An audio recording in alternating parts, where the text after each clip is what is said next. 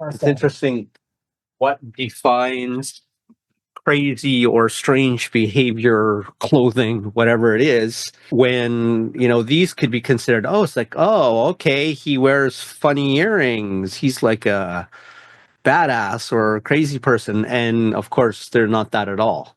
Or somebody talking to themselves and you can't see any visible connection, right? Like cell phones. I remember, there was a time and place I remember where Bluetooth was just becoming a thing and you could see people walking down the road just talking to themselves. Yeah. It was a thing. What defines weird can be technology, culture by a lot. Even things like here in Japan, boys or girls, oftentimes like just school-age boys or girls, close friends, holding hands or putting their arms around each other is not something you would normally see in the West. Yeah. It'd be like, oh, what's that about? Do they like each other? It's like, it's not even a thing. It's just how they roll. So it's interesting seeing different things, or even, and I don't know if this is true in Hawaii, because at least Hawaii's really chill, at least the chillest when I came into the airport. They were the nicest. They might have been the badass, what is it? Is it TWA? Yeah, that's the old airline. Oh, no, not the airline. What's the flight authority, the security authority for air in the U.S.? Oh, TSA. TSA, yeah. Right? Even though they're TSA, and it's like, well, if you can't open this bag, we're going to have to break it open. But, welcome. This is Hawaii. We're the happy version of the TSA. It was interesting to see that literally obvious vibe where people tended to be different, generally more friendly and happy versus a lot of other places. I thought that was interesting because even the TSA was that way. Yeah. Yeah, definitely. I think we appreciate diversity a lot more because we're such a melting pot, and that's the reason why we're a happy people.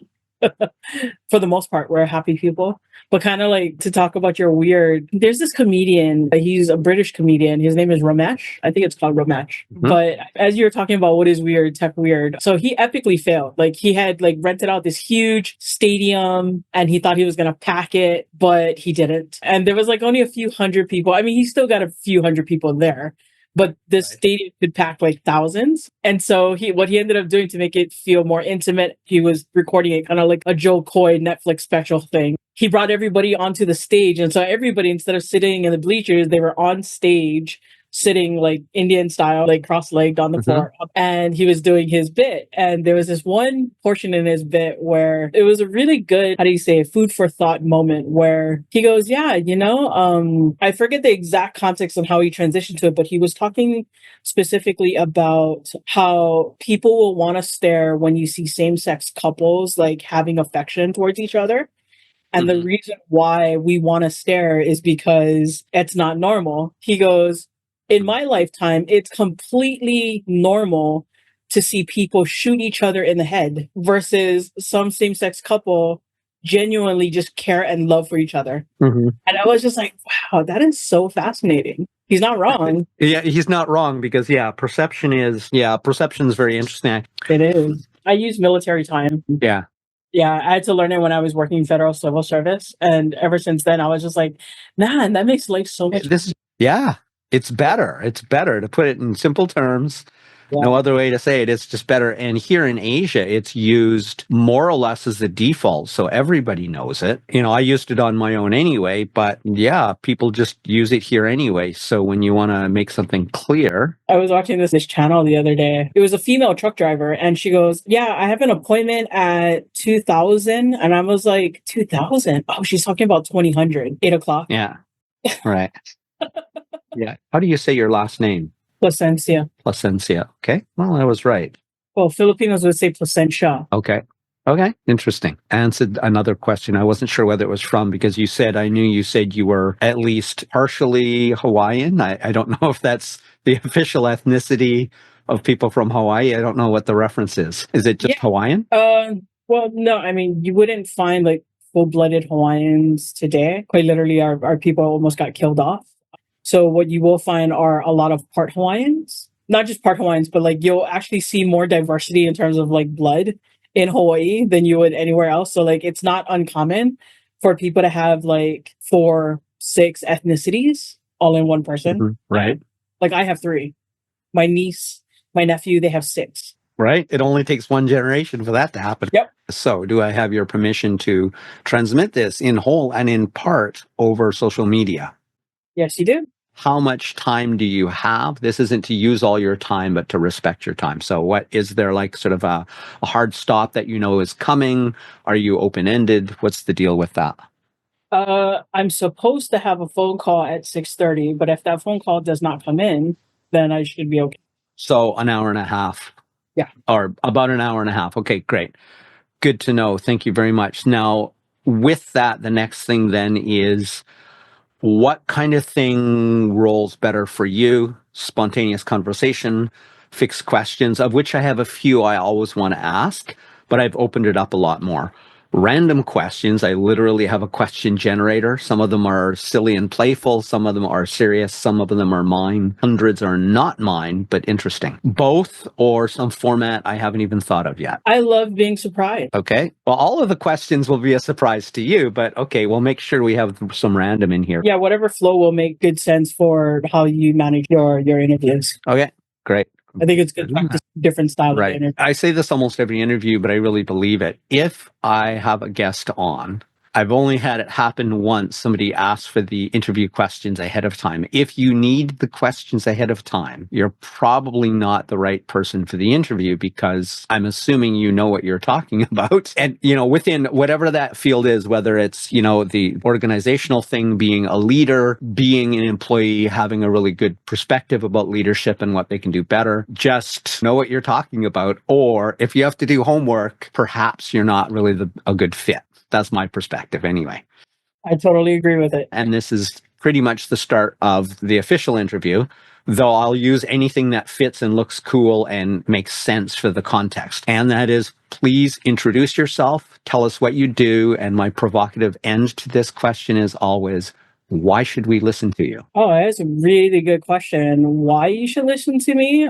Let's start with the end first and then work backwards. Why someone would probably want to listen to me is because they're looking for something. And I'm a big believer in the Buddhist saying, whenever the student is ready, the teacher will appear. The teacher may not always be a person. It may be the environment. It may be something that was just said. That was the teaching, not necessarily the person. And maybe whatever it is that I have to say will resonate. And that's why you should listen. Introducing myself, I'm Sophina Placencia. I am a business consultant for nonprofits based out in Hawaii. I specifically help nonprofits develop funding, stability, and resiliency through mission-based product development. I've been doing that for the last 10 years. I finally hit the milestone in my business. I've been in business for 10 years now, and I love what I do. Excellent. I love that you love what you do.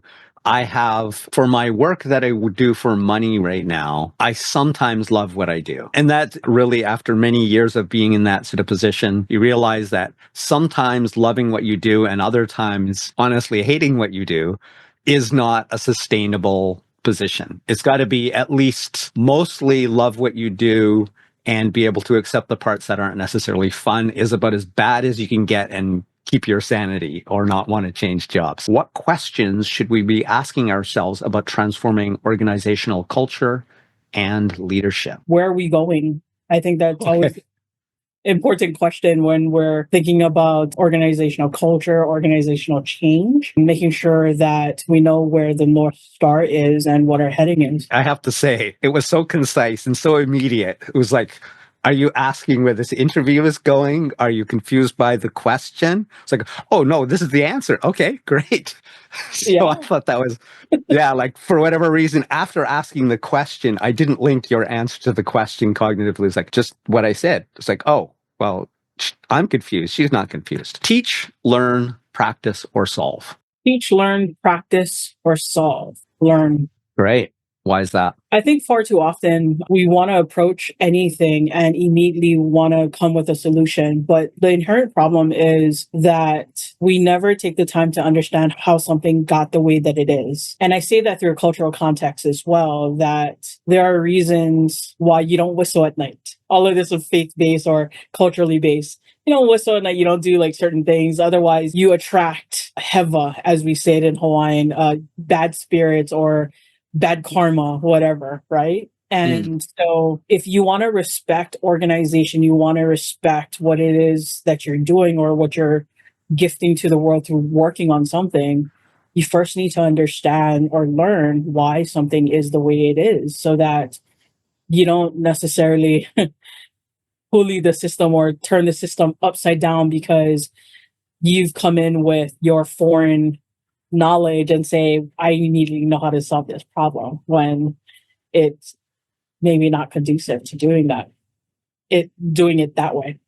I like that. I got a lot of layers from that. And the first one, as soon as you said, is it reminded me there's a book by a guy named Matthew E. May called Winning the Brain Game. It's sort of like cognitive biases, but not in that he doesn't come from like a neuroscience or a psychology background. He comes from a consulting background, but it's really good. And one of the things he talks about is, I think he just calls them problems and then solutions. That is, the problem is people do this. The solution to avoiding this problem is that. And one of them is jumping to conclusions or jumping to the solution without necessarily understanding it. And he even goes into, I don't have one within reach. Oh, I do. A certain famous party game puzzle where people are handcuffed together with rope, and how the solution is. And what he points out, he handcuffs them together. And then he says, your mission is to remove the cuffs, but you are not allowed to remove your hand from the cuffs. So in other words, the way the cuffs are set on, you're not allowed to pull your hand out. You can do anything else to remove the cuffs.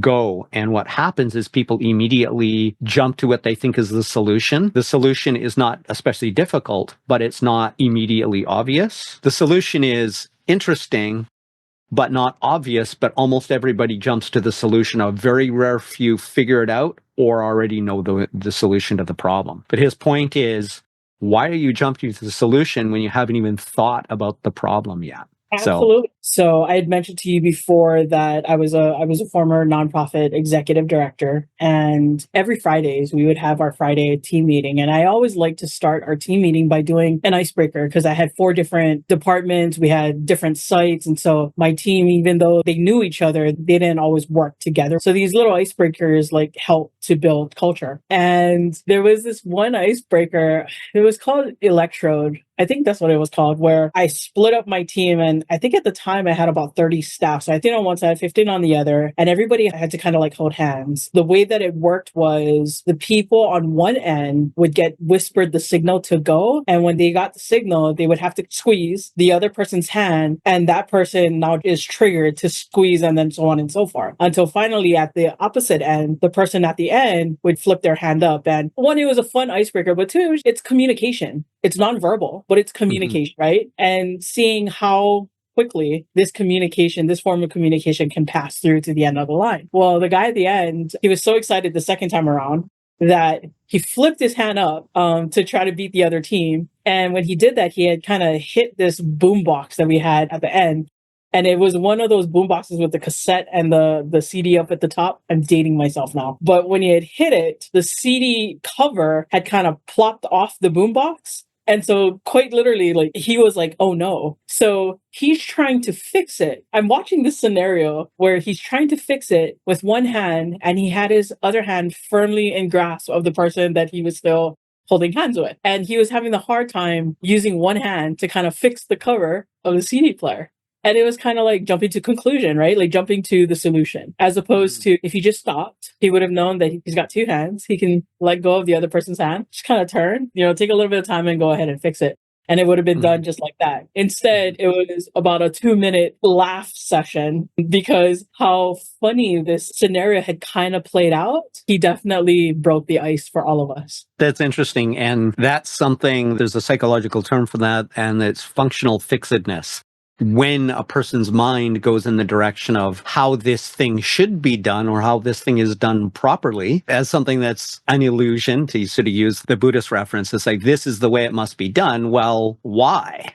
Because we think it should? But it's called functional fixedness. Is like, this is used for that. My hand is holding the other person's hand is used for that, and therefore cannot be used for this. And then the other thing I thought about, which is sort of the flip side, probably because I'm a contrarian, is, yes, it's absolutely true. An outsider or somebody coming out from outside of a system, outside of an organization, coming in and saying, I have the answer, especially if they start with that, is putting themselves at sort of a social, not reading the room disadvantage. And ironically, could be entirely right at the same time. That is, absolutely, you want to find out, don't jump to conclusions, learn what's going on before you make any assumption, rather than going, yeah, we tried that, which is likely to happen if it's obvious. And it usually is that first solution that may not be good. But at the same time, that's the strength of somebody coming from the outside. I don't have that cultural functional fixedness, to use that term I just used, that this is the way things are done. And therefore, I'm not attached to that stream of thought. And maybe I can think of something obvious, but not thought of because of what's already going on, because everybody's already holding hands and they only have one free hand. So there's strength in both. I'm naive, so I don't know what I don't know, but I don't know what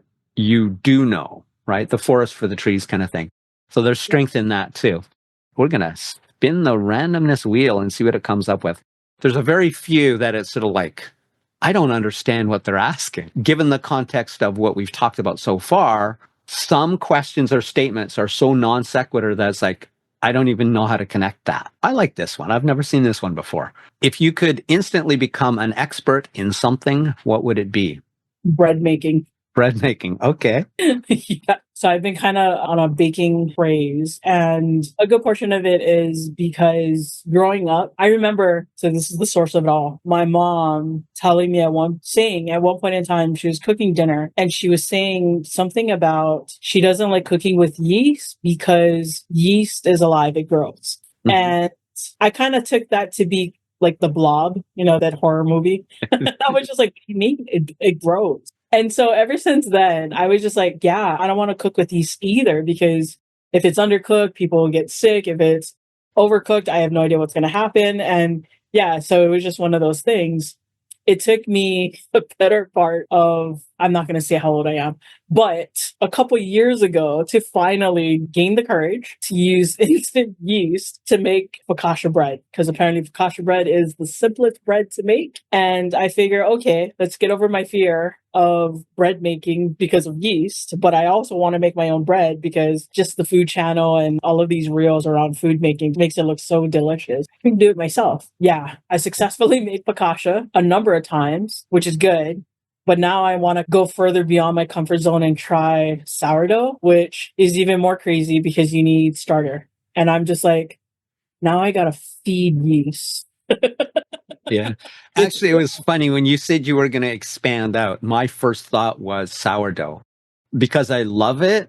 I know my sister's made it and stuff, but I've experimented a little bit many, many years ago. I still consider myself a member in that sense, but it's just called the SCA, our Society for Creative Anachronism.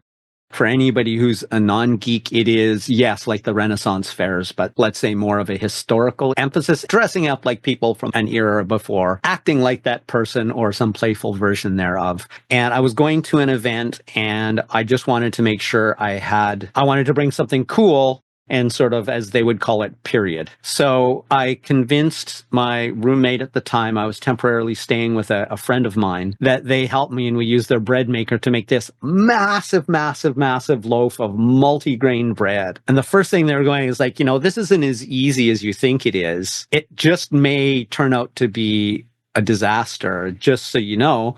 It was so big we couldn't even cook it in that, but we did it, or we made a couple batches and then made this giant loaf. It was heavy, it was dense, it was awesome. It actually worked out.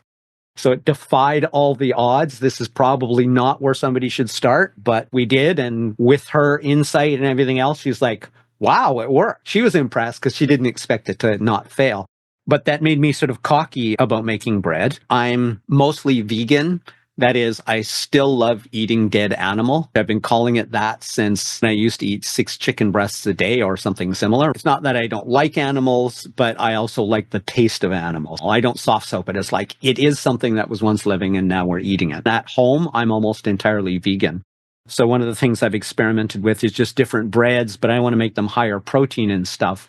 And I'll tell you, it isn't as easy as getting, just because you've had one really, maybe even unusual success, there's a whole lot of experimentation, because I've had more or less hockey pucks, which I refused to throw out because it was still edible enough that I could eat it, but it wasn't really enjoyable. It's like, I'm not going to waste this food. So I can connect with that. When I started the vegan journey, I think it was 5 or 6 years ago. It was when there was a documentary on Netflix there was another one, and it was like associated with a famous director and Arnold Schwarzenegger. Game Changer. Game Changer, that's the one. And one of the things in terms of the bread, because I do like having bready things that aren't always wet. I mostly live on like stews and soups and just plain Jane vegetables with normally daizhu, which is just soybeans. But I like to have things that I can take with me. So if I'm traveling, I can just rip off a piece. I'm right now experimenting. I look at a lot of recipes, and then it was like, how can I make this yeast recipe, mostly because of time? How can I make this into a quick bread? So my obsession with bread is, can I make this good? Can I add in pureed beans or kinako, which is roasted soybean flour, and make it into a viable bread? And I've already experimented with some of this where slight changes are irreparable damage, whether it's a yeast bread or a quick bread. I relate to that. And I just finally met the author of an amazing book about gamification, the best book I think exists about gamification, though I've only read a few. I joined his community. So this fits in really well with starting that in that group. And that is, I'm creating a game for teaching leaders how to transform their organizational culture. What question, activity, or game mechanic is a must-have? Reward. Very concise. Yeah, I mean, and obvious. But yeah. yes, absolutely. Yeah.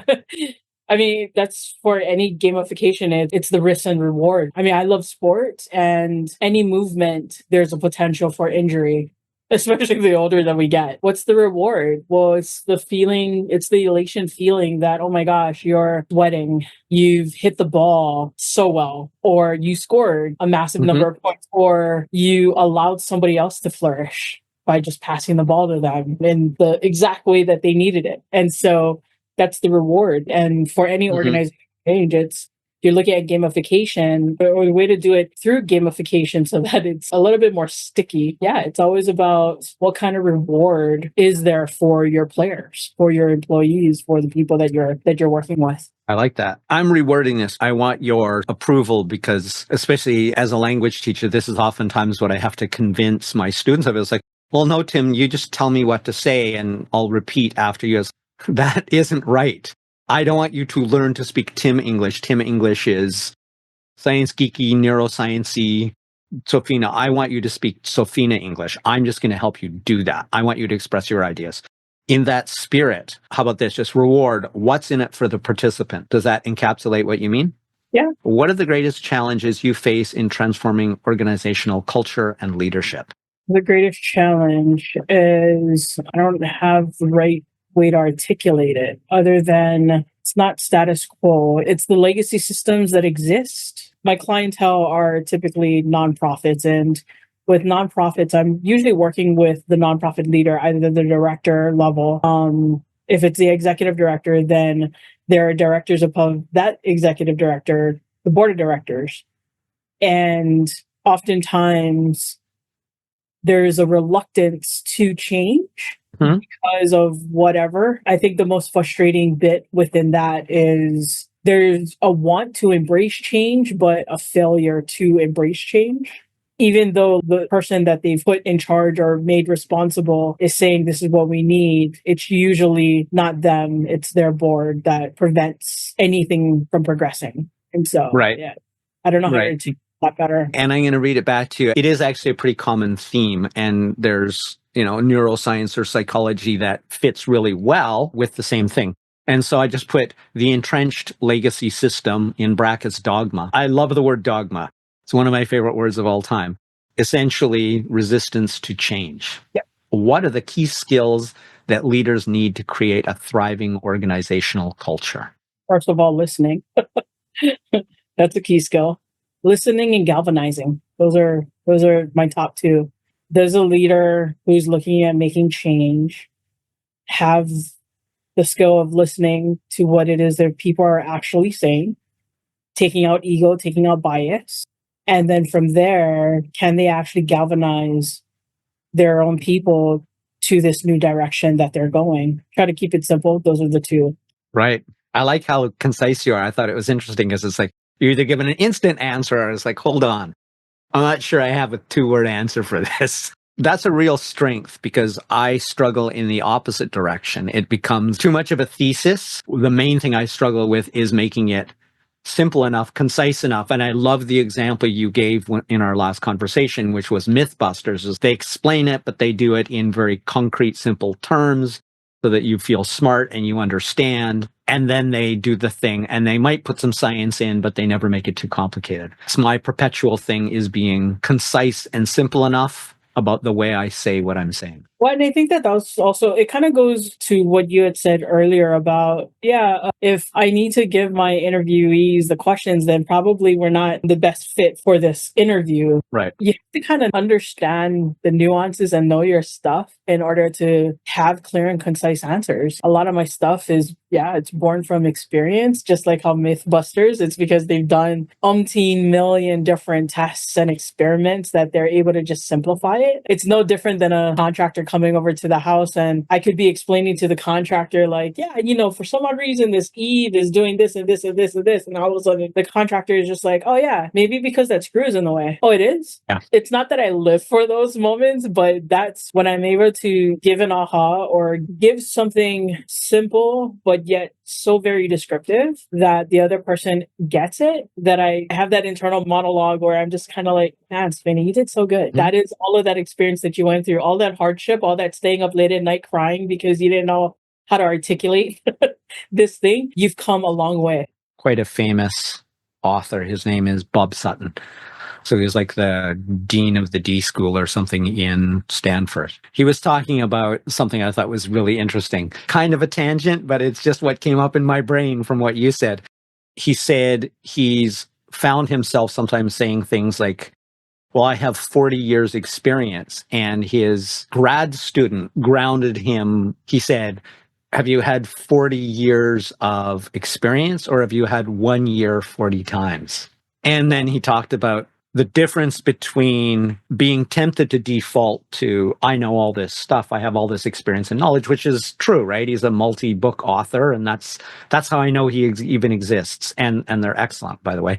But being simultaneously mindful of what we know and what we do well without being blindly and dogmatically ego-driven and then not letting in other alternatives. And the other side being, it is a middle path, to use a Buddhist term. Knowing what you know and being honest. That is, not being falsely humble just to create false humility. Because to the best of my knowledge, this is the best path or the best information we have on this. And on the other side, not questioning everything, because you can't do that or you'd be paralyzed. So walking down between those two paths. How would you describe specifically what you do with nonprofit organizations? How do you help them? Typically, when a nonprofit seeks out my service, it's because they know that they're running out of time to keep their programs open. And they've gone the fundraising route, they've gone the donation route, they've gone the grant making route. And for some reason or another, they failed to hit milestones. And now they're kind of looking at, we might have to close down a program. And we really don't want to close down the program because it'll mean that people do not get served, that they seek me out to find my guidance. From that perspective, when I'm sought out for help, it's because the nonprofit is looking at potentially closing down like a major program. And when they're closing down that program, not only are people not going to get service, but also they're going to be losing staff. They're going to be losing like really good people. And so when they come for my guidance, they're usually looking for like a funding fix, whether I know a really good grant program or if I'm in touch with really great funders and all that. And I usually tell them, like, the best thing I can help you do is fix your business model. Quite often, a lot of nonprofits, they struggle most because they don't have proper funding foundation under them. They're existing on unsustainable funding through grants or fundraising or donations. And so when they come to my workshops, I'm able to help guide them towards what will help them fix their business model. And it's an asset. I call it a mission money asset. And what they are just mission-based products that the organization may not even know that they have or that they can create to monetize based off of what problems they're solving within their own organization and generate revenue from that mission-based product once it's developed. That's predominantly it, what I do with my clients and how I guide them that, yeah, you're not looking for another grant. What you're looking for is how do you take care of the house before you go out and ask other people for money? We do that through mission-based product. It's a perfect example since it seems to be the theme, or my theme of this interview is the anchoring, that being biased towards what you're already paying attention to. As soon as somebody says nonprofit, I, and obviously probably a lot of other people, including those running them, oh, that means we're asking for money and the solution is find more people to give us money. And you're going, well, that's one option. And that was what really intrigued me when we had our first conversation was your story, which is a compelling story. And I like it because it's a compelling story, not a story made to be compelling. That is, nowadays with storytelling and branding and everybody suddenly it was like, I was broke. Then I did this, and now I'm great, and you can be too. It's so shoehorned into a fake hero's journey in many cases. The problem when people become full of shit, and unfortunately in many businesses, is that when people start being less honest, then that sort of harms the truth field for everybody else. Now, when somebody says something truthful, especially if it's surprising, unexpected, or unusual, but could be true, now you're going, is that true or is that just them trying to make a better story? Can you give an example, and ideally an example that is not your own? I love your example, but I would love to hear another example if you can share it of some client, because I think, and again, correct me if I'm wrong about this, what I thought made yours intriguing is the connection between the product and your mission. It was a meaningful product related to the mission. The one who does shoes and the buy one, get one model you talked about before, or water with a buy one, give one. The mission and the product are meaningfully connected. And I think that's important because then it adds that emotional connection, which people are more motivated to buy based on that because the mission and the product match. So can you give me an example of when you've done other than the soap one? Yeah, I'll try to conceptualize it this way. You had stated in the beginning part of our conversation about you're finding yourself doing something that you may not necessarily enjoy. And what I find beautiful about that, though, is maybe you're just one step away from finding that middle way to getting paid and enjoying what it is that you want to do. And how that relates back to what it is that I do. Like, whenever I work with an executive director, and I know this because I was that executive director, where I would always think, like, no, we need a mechanism for funding. And then we also need to achieve our mission, not really understanding that there is a convergence between the two. And a good portion of that is we're uneducated in terms of what we can or cannot do being a nonprofit or being a socially good business. And a good portion of that is like managing perceptions and PR and all of that stuff. And it wasn't until I had come across the story of Kellogg. So, Kellogg cereal. Did I tell you this the last time we met?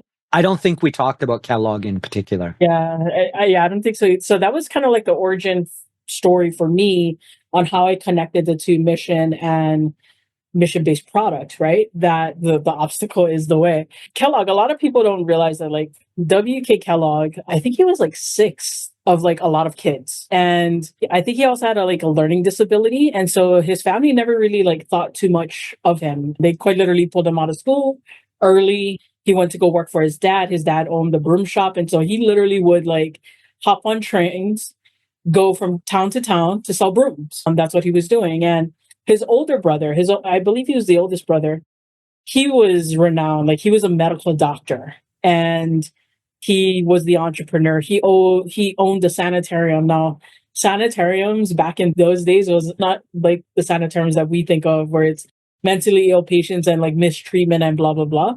It was quite literally like the precursor for like resort and spas, right? Like, so if you think of like hotels. And this medical doctor brother, he was a really good pioneer in terms of like the medical therapies to kind of help people get better of his day. So things like hydrotherapy, dietetics, even group exercise classes. Apparently, he was the first one to have documented like a lot of people working out together to music. And so like group exercise, like who would have thought? who invented that. Anyhow, he was becoming really, really successful and he needed help. So he asked his younger brother, WK, to kind of help him manage the facilities. He became a facilities manager. And on top of many other things that he had management of, he had management of the kitchen. And within the kitchen, the doctor brother created the original recipe for granola because he realized that some of the people that would come to the sanitarium they were complaining about, stomach issues and not being able to like go. And so he was just like, maybe there's a way I can kind of help with that. So that's where he came up with his granola recipe. And what was fascinating though was not just that Wilke like was able to see the benefits of the people after they had gotten this granola, leaving and how well they were. He also paid attention to what was happening outside of the sanitarium. And what was happening outside of the sanitarium society during this time, this is before the First World War, industry was just emerging. And because industry was just emerging, women, for the first time ever, were asked to enter the workforce. Not only were the men working, but now the women are going to be working. And so for Will Kay, he kind of thought to himself, like, well, what's going to happen to the kids? And I want to say it was kind of like self-serving too, because I would say, and I'm not a psychiatrist or anything, but I would say that he thought that way because he thought about his own experience being pulled out of school and nobody really thinking too much of him, right? That it was easy for his family to just kind of like think of, well, he's just a lost cause. And so as he's seeing society and women entering the workforce, he was thinking to himself, like, well, what's going to be happening to the kids? Like, who's going to be feeding the kids? And this is before refrigeration too. So literally everything was farm to table. And he thought to himself, like, you know what? This granola could be something that like really helps these kids stay fed while mom and dad are away. And he took that idea up to his brother, and the brother was just like, he's the older brother, right? He's just like, no, no, no. I'm the one with the medical degree. This is my recipe. That's a horrible idea. We are not going to sell this to the general public. And so that was it, right? Wilke could only take it because that was his younger brother. Well, ironically, as luck would have it, a few years later, the sanitarium burned down. And when the sanitarium burned down, it was not Wilke's opportunity. He went to his first investors, which were people that had already tried granola. They got the health benefits of granola, so they understood what it was. They invested in his new venture. He took all of that money, he went to his brother, and he bought the recipe. And when I was like reading up on this story, it's not different than any other titan of industry story like Dale Carnegie or the Vanderbilts or anything like that, right? Rockefellers. But what was fascinating about this story was that obviously he started the Kellogg cereal company, but only 24 years after he started his company, he actually cashed out 60 million of his own stocks and bonds, poured it into a trust, and started his philanthropic work. And the thing that he started before it became Kellogg Foundation, it was actually called the Kellogg Health Care Center for Disadvantaged Children. And that's when it connected to me that he's always been on a mission. From the first time he introduced the idea to his brother to like get this recipe to market, it was always focusing on the kids. Who is going to take care of the kids? What more can we do for kids? And because the older brother didn't want to go into business with him, so to speak, he was just like, you know what, I'm just going to go do it myself. And that's what he did. He kind of geared it towards whatever he could do for kids, he will do. And that 24 years was pretty symbolic because, like I was saying, the story on the surface is no different than any other titan of industry where they are highly successful in business and then they do their philanthropic work. Well, for a lot of those titans like Rockefellers, Vanderbilts, it's not until these guys are like retiring that they're now going to be doing the philanthropic work instead of doing that when he's going to retire. Kellogg was just like, no, no, no, like I have enough. Now pour money into this good work. And now today, in today's dollars, the Kellogg Foundation is they're in the top 15 of the biggest organizations serving disadvantaged globally. And their endowment is worth I want to say it's like $7.8 billion. Wow. They're the biggest shareholder in the Kellogg company. And I was, wait, the opposite is the way. I love what you said, because especially sort of at the end, because it was like those who have those intentions, have that mission, don't have to wait until they're big dogs ready to retire and then do it. It can be a parallel process. They can be building that success. And while you were talking about it, I don't know exactly what it is. I tried to look it up. If I can find it, I will. I don't know whether it was Curiosity Stream or whatever, but I actually saw, it was sort of like the origins of titans of industry. And there's a really good sort of docu-series about what you talked about.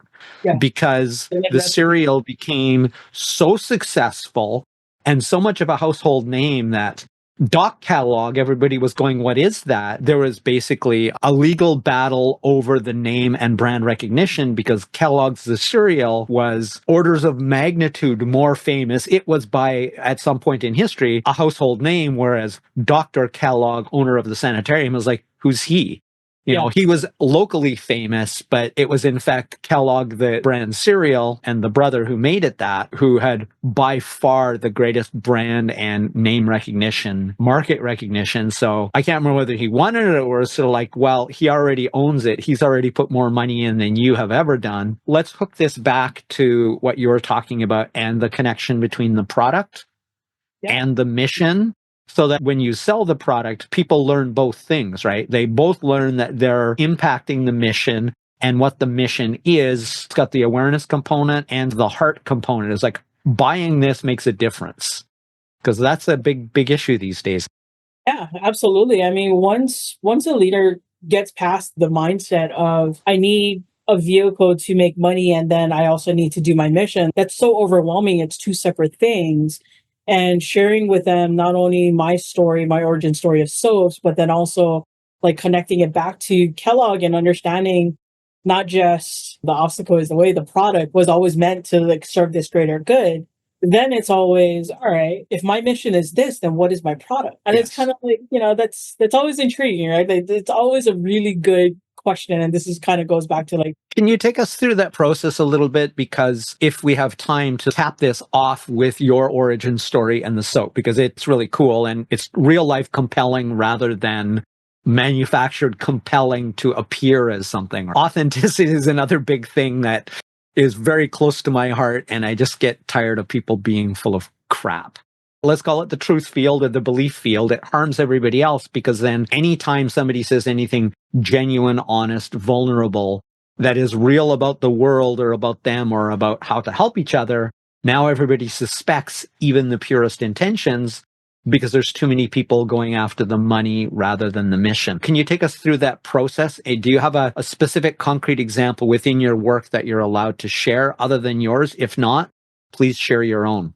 Yeah, well, I mean, it always starts with, well, what is your mission statement? Because that is for any nonprofit, that should be the North Star. And it's always telling whenever the client does not know their mission statement off the top of their head. That tells me that they've mission drifted so far because they're chasing money that they're unfamiliar with where they came from. Mm-hmm. And so taking that back down into, all right, well, if it's such a broad mission statement, tell me, like, what does success in your mind really look like when it comes to achieving the mission? Give me a concrete example. What is that? And so for my first client, after I left my nonprofit, she was a nonprofit housing placement program. And for her success, they did a lot of different things. They did affordable housing. They were doing all kinds of stuff. For her, it was how quickly can we place somebody into housing?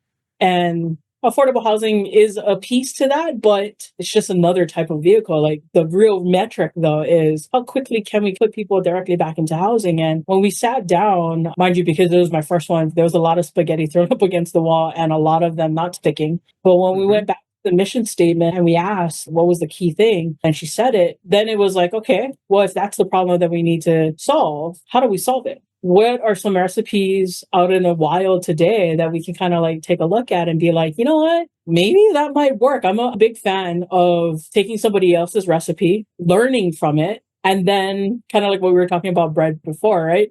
Then it's kind of like, how can we like play with it and make it our own? And, all of a sudden it's Auntie Sophina's recipe, not knowing that I got it from some grandma from Italy. Mm-hmm. And so when we took a look at that, I was like, okay, we just went through the same process because I was racking my brain. How do I help them find what the solution might be? I went through the process of what a normal case manager would do whenever they were looking for affordable housing for their clients. And I was on Craigslist one day because that's how we would find homes. As I was clicking through these listings, I was just like, oh, this is interesting. All of a sudden, I click on this one listing and it went to this website. It was called Zillow.com. What is this? Never seen it before. Here were a lot of these homes and they were listed for sale. And obviously I wasn't in it to buy. So I was like, doesn't really apply. But this is interesting that they're in the rental section. Well, it just so happens before I X'd out that window, I remember seeing a little button up at the top right and it said renter. I was like, what is that? So I clicked on it. When I clicked on it, it took me to another portion of the window. It had all of these homes for like rent. And I was just like, what is this? So it's not just for sale, it's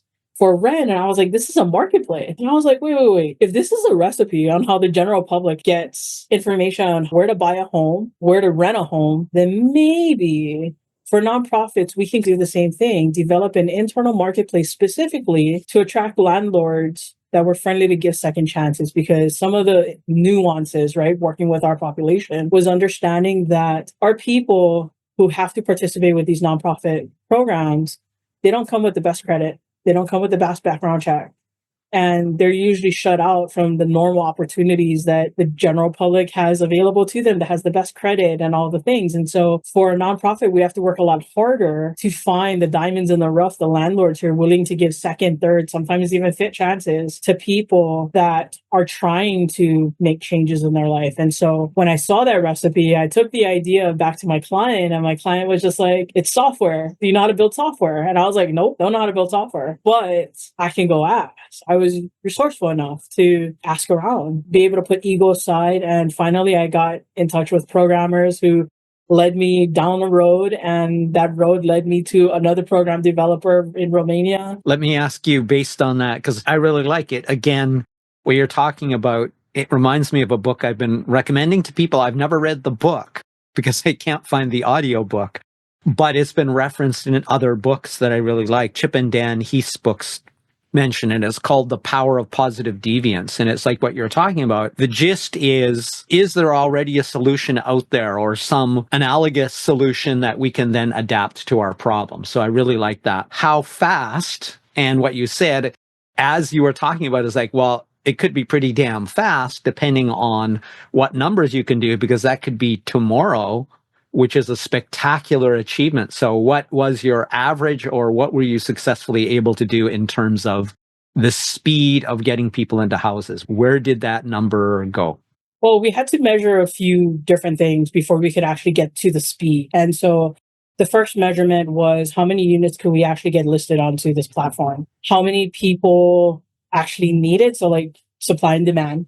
And we realized that problems along the way. One, we didn't have access to enough landlords that could make this marketplace like really, really work. So we ended up having to talk with other nonprofit housing placement programs and say, hey, we have this tool. Do you want to partner up on it? Where Nice. they like, so what do you mean partner up? And I said, well, would you allow us to open up your list?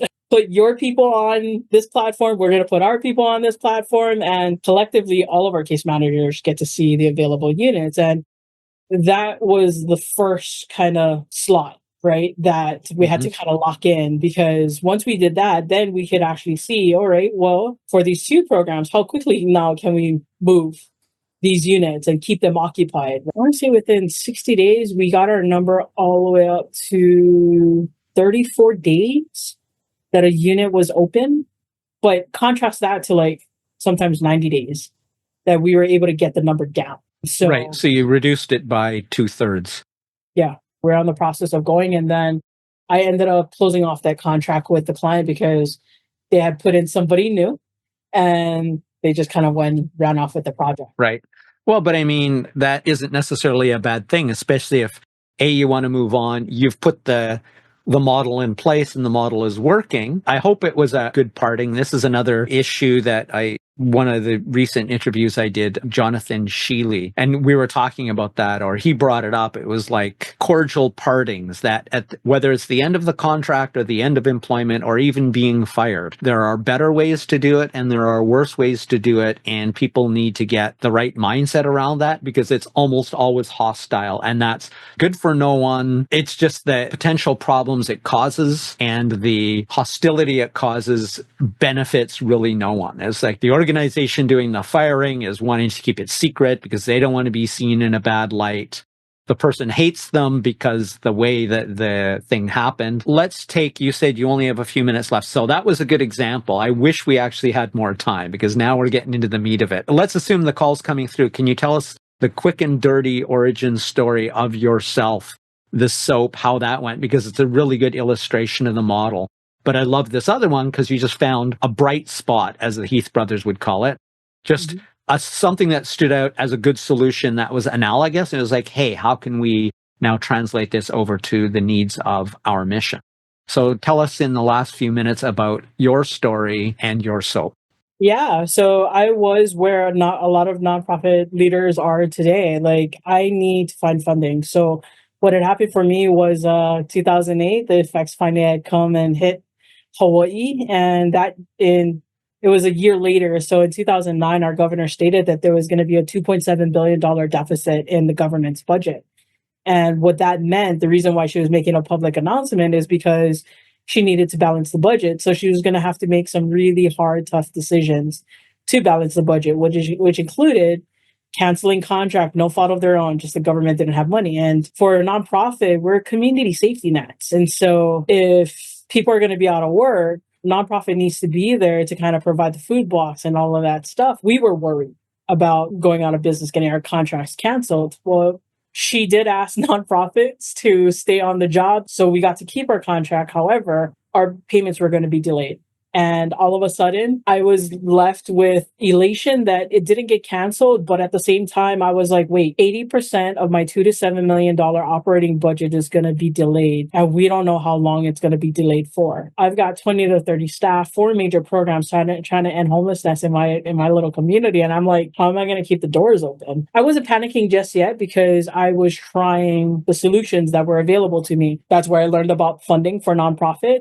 I tried getting a bridge loan. My bank manager said, if you have no collateral, we can't do it. And a nonprofit business model is too risky. I did not understand business models because in my mind, I had money. It was just being delayed. However, he quickly informed me that, yeah, at any point in time, no cause of my own, the government can come back and say, well, we don't have any money, so we'll cancel out this contract. And I was just like, oh, I get it. Tried donations and fundraisers. But the thing with that was during any recession, competition for whatever available resources becomes highly, highly competitive because everybody's doing the same thing. That went out the door. The only real option that I had left was to ask some of my big money donors if they could write me a big donation check just to help me bridge the gap in payment. And so as I had done that, I was getting closed doors and missed phone calls until finally one of our oldest donors ended up giving me a call back. And she was just like, hey, you're in need of money and you're looking for a donation check. I can't give that to you, but instead I want to buy something from you. And I was like, I don't even know what you're doing. And mind you, like, even though I'm looking for money, we're still operating, right? And so my organization is still providing services. We still have intakes, we still have clients coming in. There are elements in my business that I was not aware of. And when she said that she wanted to buy our soaps, at first I was confused because I was like, what are you talking about soaps? But I do remember that I had said, yeah, we should be making soaps.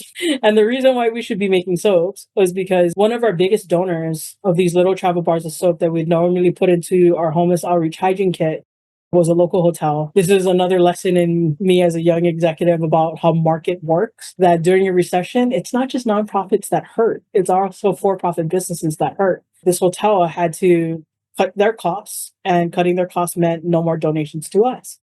And I was like, well, if we have it, we don't, we don't. And so I guess since it's not money, I'm not going to worry too much about it.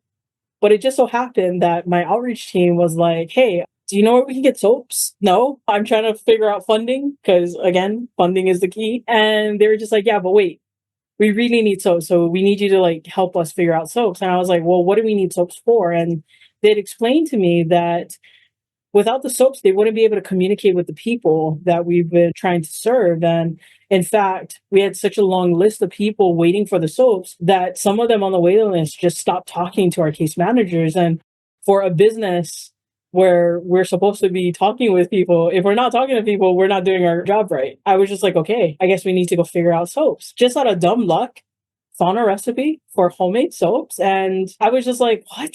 It was 3 simple ingredients. It read just like a recipe that you would pull offline. And I was just like, I can't buy soaps, but this looks really simple to do. Maybe maybe we should make our own. And that's how it actually started. Like, we're going to be making our own. Called to our partners, our hardware store and grocery store partners, and we give them the authentic story, right? Like, we lost this donation and we don't have any money. We need to make our own. And so can we get donated like goods, the raw materials? And they're just like, yeah, for sure. And so we got all of the raw materials. Because I was short staffed, we did an activity day. Because of all of that, that's what my donor was calling me about. She goes, yeah, I heard about it. A couple of my girlfriends, they went to your activity day and they came over for dinner the other night, and they were raving about it, how much fun that they had. And it just dawned on me that if you guys are making soaps and you guys need money, maybe I should buy your guys soaps and go donate the soaps that I buy from you folks to the other nonprofits that I support. That sounds like a really great idea. And so she was like, I don't understand. What do you mean you can't sell me your soaps? And I was like, it's not that I couldn't sell the soaps. And so she goes, you're not making any sense. And I was just like, well,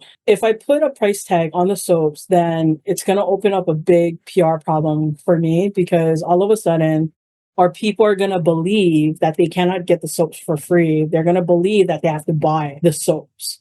And if they believe they have to buy the soaps, even more so, they're not going to be talking to my people. And they're going to be bad mouthing us and like all of the things. And so she goes, okay, I understand. But I also know that you need money. So how's about this? How's about you figure out a way to sell me your soaps? Otherwise, I'm going to stop giving you money. And I was like, okay, maybe I should figure this out. And I was so grateful for that lesson, because if it wasn't for that lesson, like, I would have always thought that it was two separate things, that I needed to go find money and I still needed to do my mission. But for her, she didn't shut the door on me, which everybody else was. She just told me to go figure out. And it just so happened, I came across the interview, and I think it was called Social Good Profits. And it was an interview for the founders of Tom's. His name is Blake. And he was talking about his buy one, give one model, about how he was in a big box store one day and he was like, this is a really good marketing strategy, but how do I use it for a socially good business? And for him, the way that he captured it in that interview, it was, well, all I need to do is just figure out my numbers. And if I can get my cost of goods right and figure out my profit margins and all of that stuff, I have a really good attention grabbing marketing strategy that I just learned from the big box store called buy one, get one. If I convert that to buy one, give one, that's going to give more attention. And it's already proven by these big box stores. And if I get my numbers right, I can make a business out of this. And I was like, wait.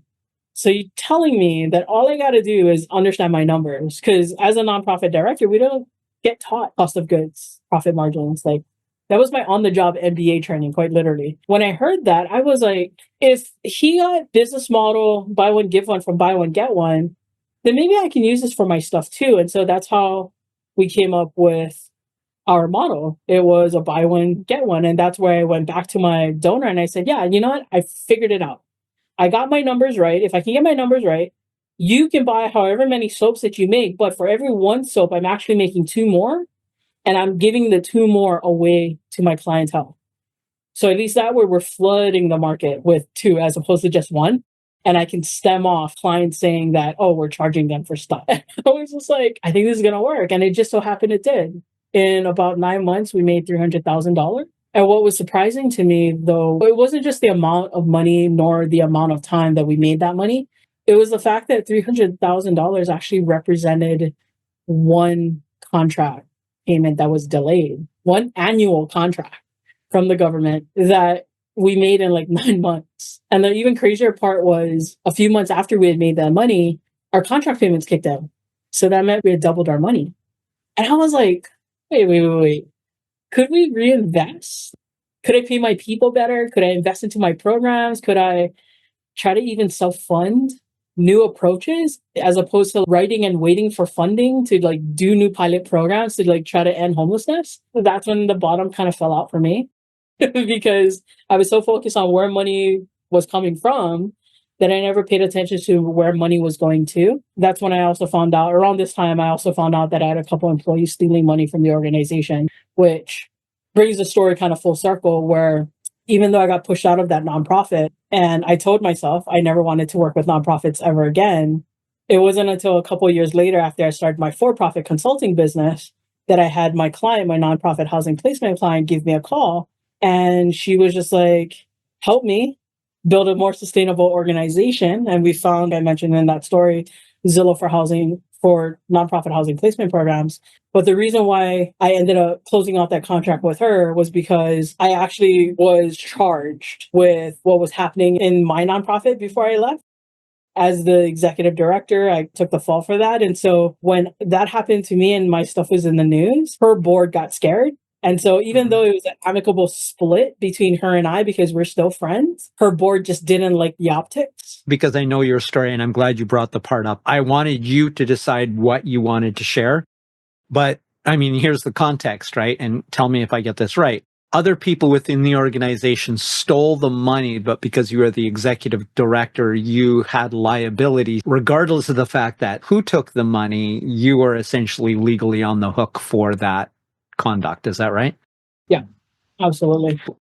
I'm so glad that didn't turn you away from the social good, because I mean, that's what it was. As shitty as it was, and it was, you had to pay the legal and other consequences for somebody else's action. But out of that came something really good. It wasn't your debt to pay, but it wasn't your debt to pay because you didn't do the wrongdoing. But as a result, it allows you now and other people to gain from what that can do in terms of making the world good, especially when we're talking about not just nonprofit, but sustainable nonprofit, an independent, autonomous, or profitable nonprofit, in that it can be grown saying, okay, we can pay everybody, our employees don't have to be volunteers, and we can do good in the world and make money at the same time. We bridge now because this may be lost on anybody who didn't have our previous conversation. How is SOAP so significant and relevant to conversations and relationships with the homeless? Because I thought that was intriguing, and it's not an obvious connection. It's interesting too, because in Japan, there's a gift-giving culture. So not as much anymore. It's falling off slowly in the time I've been here. But oftentimes, if somebody comes to your house, they bring a gift, whether it's something to consume, to share. But because they're visiting, it's like, thank you for having me. Here's a gift. So that bridges onto a little bit. So can you explain, please tell us how and why SOAP was the right fit for what this nonprofit did? Yeah, so SOAP was obviously the right fit only because it was my team who was requesting a solution to the problem of not having soap, like not having the donor be able to give us the soaps anymore. And if it wasn't for my team stopping me to ask, how do we start making soaps, or how can we find soap, I would have never really understood this tool. Like, soap was a tool, and that tool allowed trust to be built between my team and the client. It's more than rapport. It just goes back down into trust. This case manager is going to say what they're going to do, exactly what it is that they're saying that they're going to do. And since we had run out of soaps and the case manager had stated, we're going to put you on a list, and once we have it available, we're going to give you the soap. With every time that I passed and every time that the case manager saw the client and had to say, I'm so sorry, we still don't have soaps, it was eroding that trust. And that's what kind of like solidified it for me that, oh my gosh, okay, soap is like a critical tool. But I think the other thing that you were alluding to, one of the ways the outreach supervisor put it to me was, you don't just show up to somebody's house without a gift to enter the house with. And I was like, very true. It's a very cultural thing for us. She goes, the same thing for like new people that they're experiencing out on the street. If we want to talk with them, the easiest way to bring down their walls is to offer them something, whether it be food, whether it be clothing, whether it be a hygiene kit. Apparently, word had got around that we had like these soaps, and even the new ones were asking, "Oh, Auntie, are you guys the one with soaps?" And unfortunately, my team had to say, "No, we're out today, but we'll put you on a list." And so when somebody tells you no, you immediately think like, oh, no, no, no. It's not that like they're out today. It must be something neat. That's just kind of like that gut reaction. That's where my team was just kind of relaying back to me like, no, trust is being eroded. There are some people that we can't talk to now because they've been waiting so long for this soap. And that's when it was, so this is the problem. We knew what was important was go talk to these guys so we can get them into some type of service or route them to the appropriate service right for them to get them off the street. This is the biggest obstacle, was not having something to build that trust with. That's why it became our product before we even thought about making money off of it. It wasn't until Like, we already had the product. We were solving our own problem. That my donor now is like, sell me the product or else.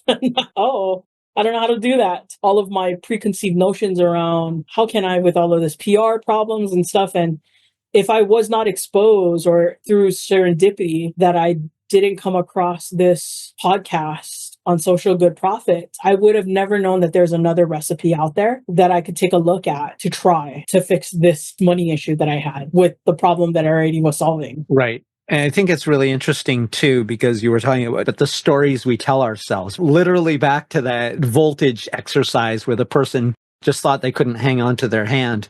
The functional fixedness. We think, for example, a story we tell ourselves, everybody probably tells themselves, well, nonprofits are organizations who get donations. That's the only way they can get money. The soap for you not having it was that the people saying, it's like, well, it's something about me. They don't like me, so they're not giving me the soap. They have it. We all do this all the time. And it's kind of, it can be our solution, our tragedy, but it can also be our success, that those stories are really, really important. And mainly one of the things I think about sometimes when you're not sure, is it this, is it that? You start reading in. And an important point here is we're usually reading this information in. It has no evidence. We don't know.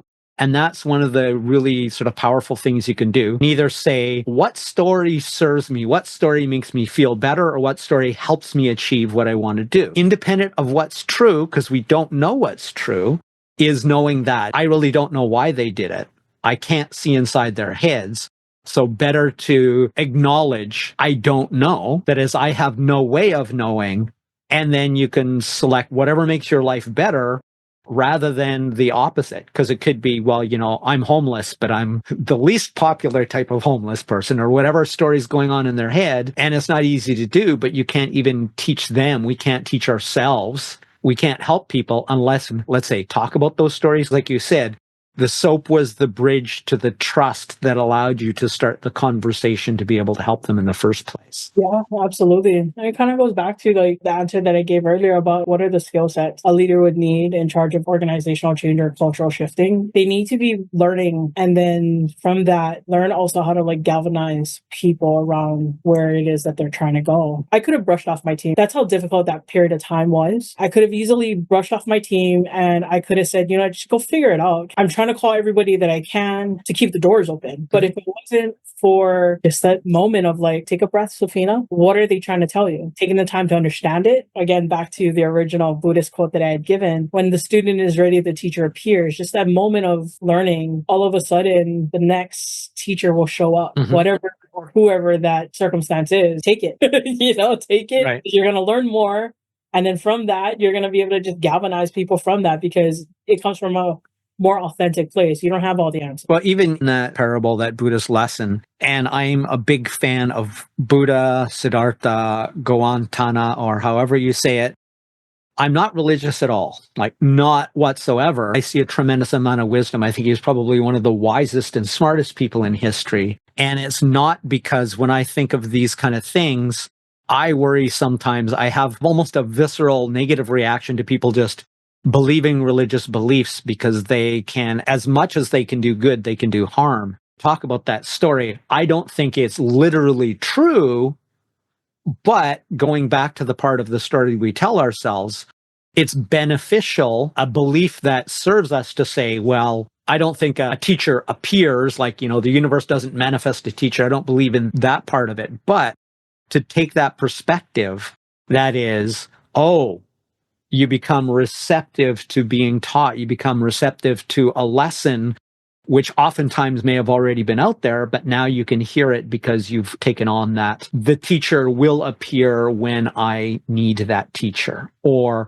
I will be that teacher when somebody needs it. It relates back to something very neuroscience-y about the way our brain works and about the way we pay attention to or become consciously aware of anything. It's called the reticular activating system. It's a deep fingery thing, fairly deep in our brain, if I remember correctly, the location. The gist is this. Our brain is a limited resource. More specifically, our attention is a limited resource. And therefore, we're constantly having to make decisions, or our brain is constantly having to make decisions for us as to what to ignore and what to pay attention to. So in survival mode, the twig snapping in the bushes is something you damn well pay attention to. And while that's happening, you're not paying attention to whether there's a rock in your shoe and it's uncomfortable, because that's not going to kill you, but the snapping twig might be something ready to eat you. So our brain does this all the time, and how powerful it is, we can actually program it to some degree, is my local station, my local train station. Years ago, I looked up and I saw all these different, like the structure for the awning that just covers you from the weather. I saw at one station, I said, isn't this innovative? They've actually used the rails and bent the rails into the actual structure to hold up the covers. I have now lived at this station for going on 18 years. I saw this at one station. I thought, that's so amazing. That's so interesting. It wasn't until maybe 10 or more years later that I looked up at my own station and says, oh, it's the same thing here. It's a perfect example of that reticular activating system. It was always the same rails bent in the same way to make the structure, but I was simply not conscious of it. So the information was coming in. The teacher appears when you're receptive to it, when you believe that the teacher appears or you have that need. So you can do this by simply reflecting on, what do I need? I'm thinking about a solution or a question. And I'm a meditator because it's got lots of scientific basis as well as its religious traditions. Whether you meditate, reflect, or think on something, I need a solution. And you can think about it and try, but also you can just think about it and say, I'm thinking about it, but I'm not going to try, but I'm going to keep in mind that I'm looking for a solution. Or I'm keeping in mind that I need some way to do X, but then not worry about it. And that sort of sends a command to your reticular activating system, and that is, let things in the environment through to my conscious awareness that align with this need. Yeah. I mean, it's the same thing that, like, if you're dealing with a problem, the best way to deal with that problem is to do something else. It certainly can be. Because your subconscious is going to file that and be like, yeah, I'm going to come back to that later. And like, so it's still there, but you're focusing on something else. And just by not focusing on it, all of a sudden, sometimes whatever it is that you're doing, you gain the best inspiration. Oh my gosh, that's it. And that's the amazing thing from the neuroscience, or from any perspective you want to take on it. It was always there, but you were simply not conscious of it. So when it comes up, it's the same thing that works with buyer's remorse in a sense. That is, you buy the car and then now suddenly you see your car or that color or that other thing you were thinking about everywhere. It was always, or as often, everywhere. It's just now your attention, now it's come through the reticular activating system and was let into your awareness. Before, it was just being ignored.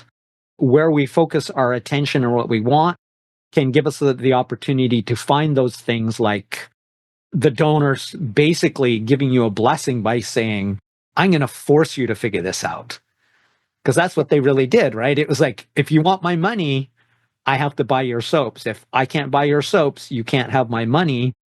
Forced you to figure out a way to do that. I think it was a real good, not just for you ultimately, but a good for the world, because it put one more person out there that says the mission and the resourcing, the business to make that mission possible can be on a parallel track. And in many ways, I think absolutely should be.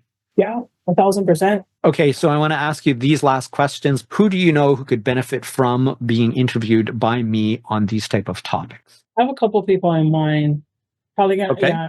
I'm gonna need to reach out to them. He's a business consultant, and what he does is he helps these businesses get ready for selling. He's one person that I'm thinking of. I need to go reach out to him, and I have one other person. What questions or frustrations do you have about transforming organizational culture and leadership? I'm never satisfied with the answer, this is the way that we've always done it, because that leaves no room for growth. It is the theme, like when you were talking about before, resistance to change. That is the common theme I hear from people. Our brain just looks at it and goes, well, you know what?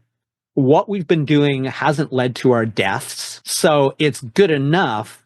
But if we change, we're not absolutely sure that that won't lead to our deaths. This is working, even if it's not working well, or it has health or long-term consequences like the environment, well, it hasn't killed us yet, so we can keep doing this. It's not the best we can do, but it is the natural state of our brain. How could I make this interview better? No, I mean, I think I had fun. I don't know. I think it's always a bit of measurement. I don't know if I helped you move the needle. And partly it's because I'm not entirely sure if there is a direction other than let's have a really cool conversation. That's a direction itself. It is. It is. And so I hope it helps. It was interesting because I had an epiphany or a shift in my own mindset during this interview. Well, most of these questions don't fit with this. I'm going to abandon most of them because it was mostly about training and what kind of training works and what kind of training frequency. Although that's okay, it was like, it just doesn't fit the conversation we're having. So I'm going to leave it behind and wing it, become more organic. And I like organic. The problem with me is being ADHD. Sometimes that might just be too much wandering and not enough direction. But I really love what you said in general when you were talking about the statement. Like, I couldn't even really tell you exactly what my mission statement is, but how powerful that is, or as Jim Collins would put it, the vision, and how powerful that is because once it's clearly articulated, and that's damn hard work for most companies, and it's damn hard work for me. I still can't say it. I can kind of say it, but I'm still not satisfied. Once it's clear to everybody where this is supposed to be going, not just the end of the year or the end of even this mission, but the vision on that North Star trajectory, then a lot of the management, the control, the micromanagement can go away, because it's like, well, they know what they need to do. We know what we need to accomplish. So when ambiguity comes up, if people have the autonomy, which is really valuable, they can make the best decision they can, knowing where it's trying to go. It may not be right.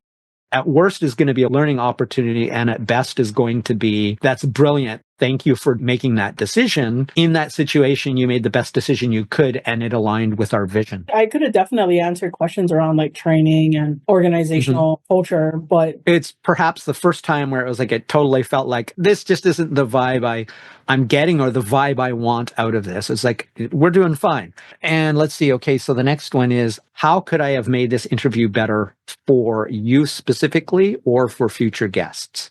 no, I think the flow went fine. I like the beginning part where you were talking about, all right, so here's the first step, here's the next, and then like, okay, we're gonna start. Like, cool. No, I think that worked out well. Yeah, I think you're fine. Yeah, I think you're fine. Thank you. Well, these are the kind of things, because it goes down to the unknown unknowns. We don't know what we don't know. And this is why I ask these questions, because a little bit with every interview, one day somebody's going to say something that's going to like, oh, wow, that'll totally redefine how I do this. But I don't know what I don't know that I don't know, right? So it's a beautiful question. And that's where you keep doing what you're doing, because eventually you're gonna know. Exactly. Okay. How could I make this interview better specifically for our audience? Is there anything that I could do to make it better for them? Help them track the conversation better. So yeah, I don't know if you're going to be using subtitles or whatever, or like have sections or segments within the videos, because I know you're going to do a lot of post editing, but having them like follow along with why the question, where we were going with it, because like you preempted me on some of the questioning about like, yeah, sure this, versus some questions it was just like, what is your answer for that? To answer your question, yes, I actually burn subtitles into it, so that they don't even need to have this, rely on the subtitles of the platform, so they're there. This is the very last one, and that is there anything we've left unsaid that we should talk about before we finish? No, I think it was a good interview.